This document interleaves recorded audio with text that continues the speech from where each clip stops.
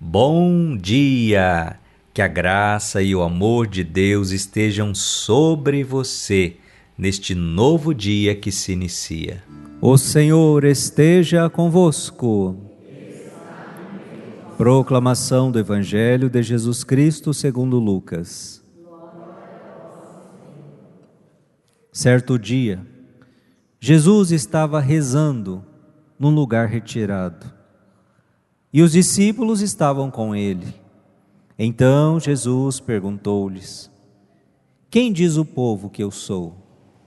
Eles responderam: Uns dizem que és João Batista, outros que és Elias, mas outros acham que és algum dos antigos profetas que ressuscitou. Mas Jesus perguntou: E vós, quem dizeis que eu sou? Pedro respondeu: O Cristo de Deus. Mas Jesus proibiu-lhes severamente que contassem isso a alguém.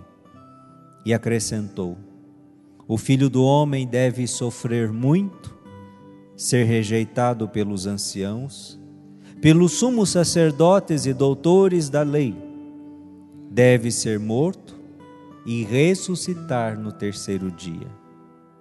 Depois, Jesus disse a todos: Se alguém me quer seguir, renuncie a si mesmo, tome sua cruz cada dia e siga-me. Pois quem quiser salvar a sua vida, vai perdê-la. E quem perder a sua vida por causa de mim, esse a salvará. Palavra da salvação. Meus irmãos e minhas irmãs, peçamos o Espírito Santo de Deus, a graça divina, para que possamos bem refletir a palavra de Deus. Levanta-se Deus, intercedendo a bem-aventurada Virgem Maria. São Miguel Arcanjo e todas as milícias celestes, sejam dispersos os seus inimigos e fujam de sua face todos os que vos odeiam. Em nome do Pai, e do Filho, e do Espírito Santo. Amém. Ave Maria, cheia de graça, o Senhor é convosco. Bendita sois vós entre as mulheres, bendito é o fruto do vosso ventre, Jesus.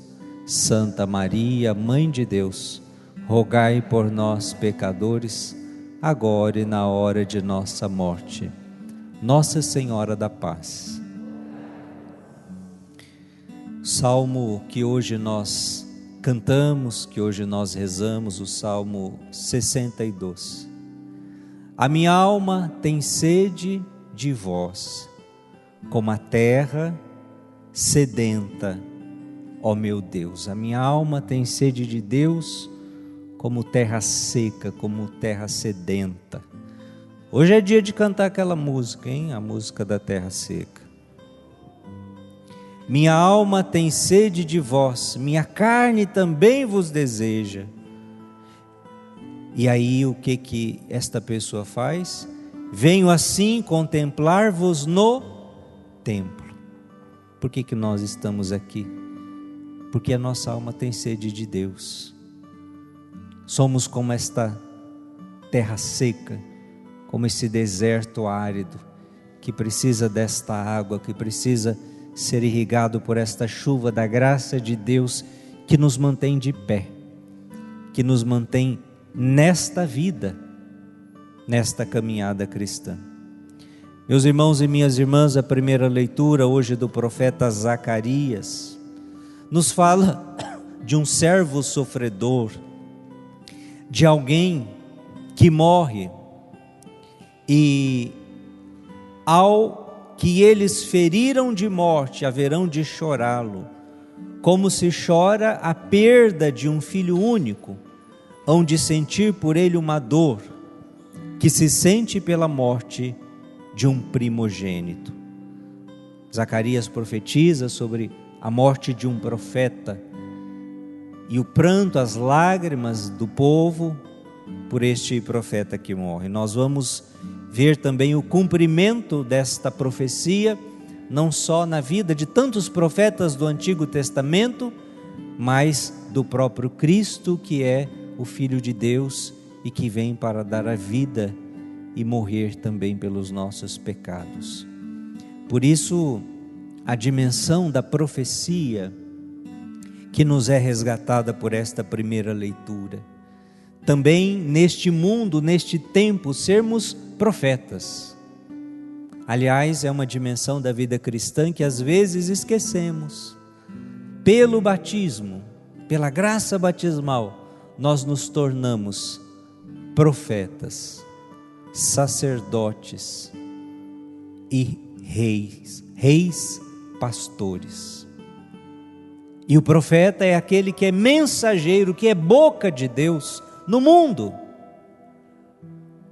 E assim como na vida dos profetas, eles viveram também vitórias, alegrias, mas também perseguições, contradições, cruzes, inerentes ao exercício da profecia, porque muitas vezes quando você anuncia o Cristo, anuncia o reino de Deus, anuncia Deus, você vai levar pessoas à conversão, mas você vai desagradar, você vai incomodar.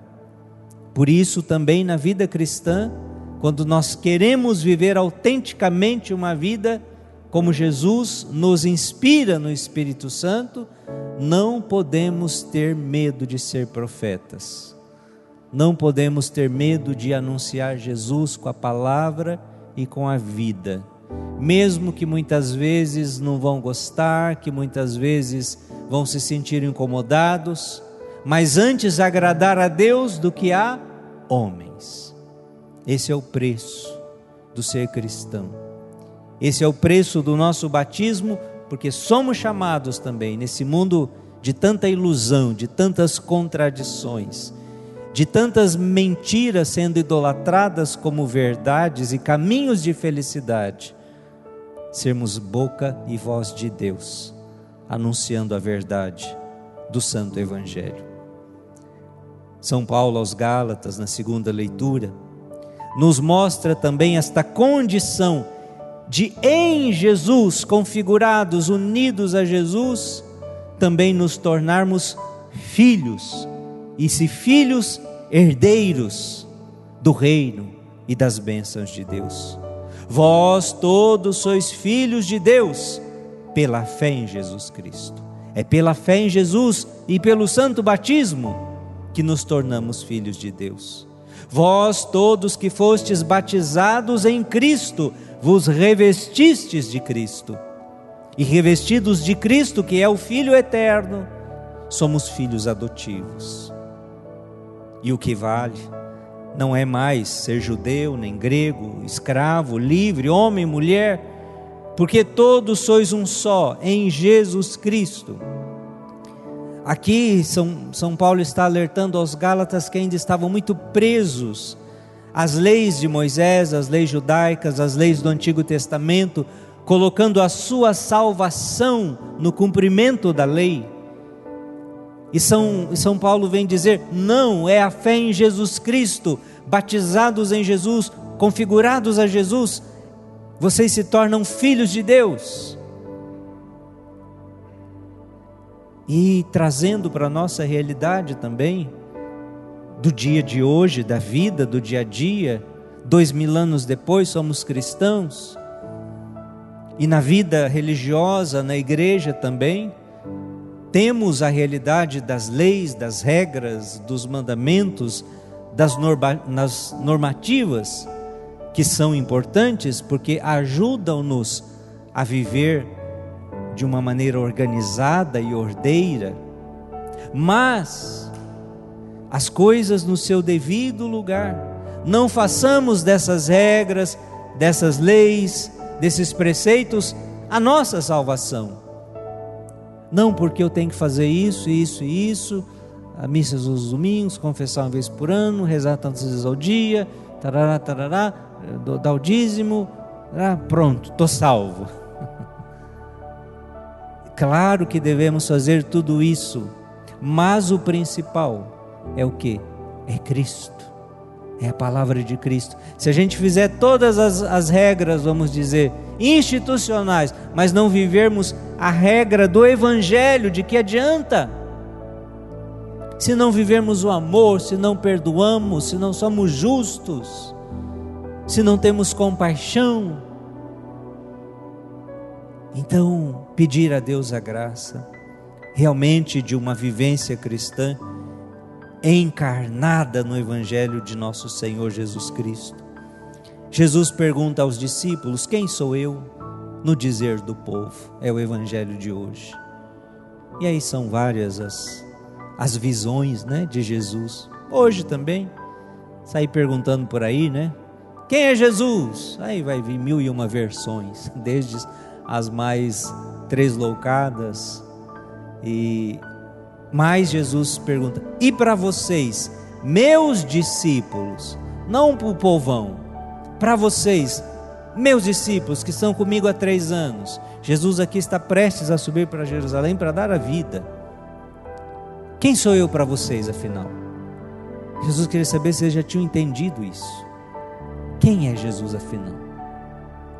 Será que eles ainda estavam no achismo? E Pedro, então, inspiradamente, em Mateus Jesus vai dizer, né, não foste a carne, mas o próprio Deus que te revelou. Em Lucas, né, não tem essa fala de Jesus, mas Pedro diz: tu és o Cristo de Deus, Cristo, o Messias, o ungido. Por quê?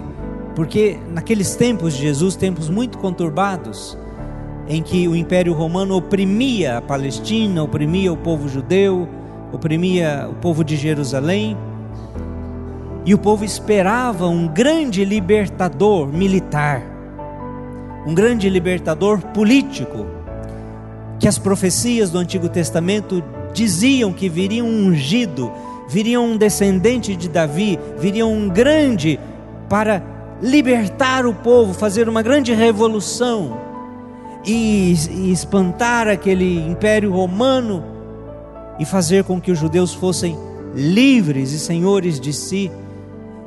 E nessa esperança e nesse sofrimento, muitos se levantaram como Messias, entre aspas, gerando revoluções, gerando inquietação social, e eram violentamente reprimidos pelo exército romano, eram mortos, eram assassinados.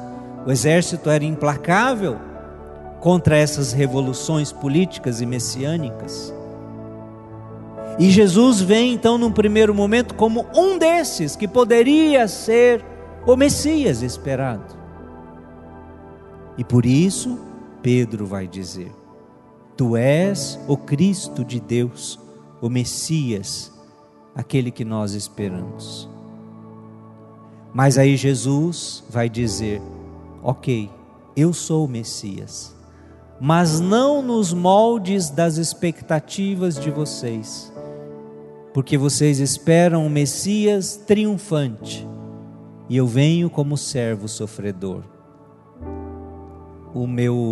No meu reino não é um trono de ouro. O meu reino, eu serei pregado numa cruz. Este é o meu reino.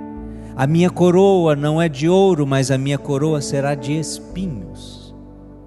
A libertação que eu vim trazer não é política, não é militar, é existencial e espiritual. E depois disso Jesus diz: e quem quiser me seguir, renuncie a si mesmo. Tome a sua cruz de cada dia e siga-me. Pois quem quiser salvar sua vida vai perdê-la, e quem perder a sua vida, este a salvará. A grande pergunta deste 12º domingo do tempo comum: será que a gente já entendeu realmente quem é Jesus? Será que a gente já caiu a ficha do que é ser cristão? Primeiro, precisamos pedir esta fé de Pedro, acreditar que Jesus é o Filho de Deus que veio para nos salvar. Tu és o Messias, tu és o ungido do Senhor. Ok, já entendemos, mas isso é o primeiro passo. Agora você precisa caminhar nesta fé. E como é que se caminha nessa fé? Se alguém quiser me seguir, renuncie a si mesmo. É dar a nossa vida para Jesus. É você tomar a decisão de ser um discípulo. E a partir desse momento que você caminha com Jesus, você vai permitindo que Ele seja o Senhor da tua vida. Aí as suas escolhas não é mais simplesmente o que você acha, o que você quer, mas o que Jesus faria no meu lugar, o que Deus espera de mim, o que a palavra de Deus me orienta em relação a isso. A gente começa a pautar nossa vida, nossas escolhas, nossas decisões à luz de Cristo. Não é mais somente pela carne, pelo humano, pelas nossas ambições, pelos nossos projetos de vida. Nós renunciamos a um projeto de vida pessoal para um projeto de vida maior. Esse é o ser cristão. Por isso hoje o Senhor pergunta, humildemente, nesta Eucaristia: quem sou eu para você? Quem sou eu para você? E permita que essa resposta brote com verdade, com sinceridade, com compromisso dentro de você para poder dar os passos na fé. Glória ao Pai, ao Filho e ao Espírito Santo, como era no princípio, agora e sempre.